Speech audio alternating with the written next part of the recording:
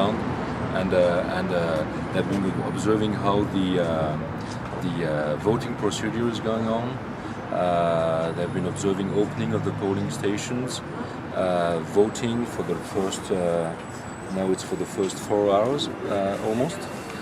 So that's we are observing the two districts, for our team at least, two districts in Dushanbe, Ismail Somoni and Shah Mansour, and our short-term observers, depending on us, we are long-term observers, are also observing 3 districts outside of the city, Baghdad, Rudaki and Somoni district. Ну, мы являемся долгосрочными наблюдателями здесь, и, как вы, наверное, уже знаете, у нас есть еще краткосрочные наблюдатели.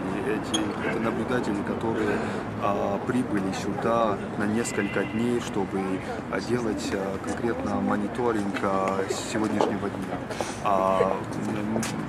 Так что мы были в 6 часов утра, мы фактически ходили в разные участковые комиссии, и собираемся до конца, фактически до закрытия участков наблюдать,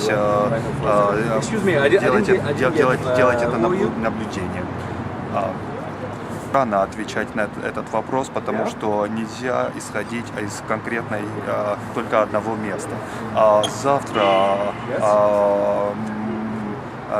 наша команда собирается сделать официальное заявление, так что к завтрашнему дню, наверное, у нас будет побольше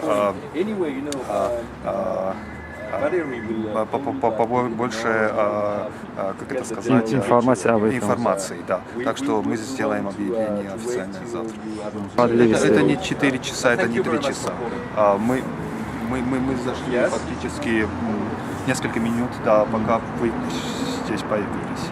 Так что касательно конкретной информации мы вам не сможем предоставить. Наоборот, если у вас есть какая-нибудь информация, мы будем рады от вас получить.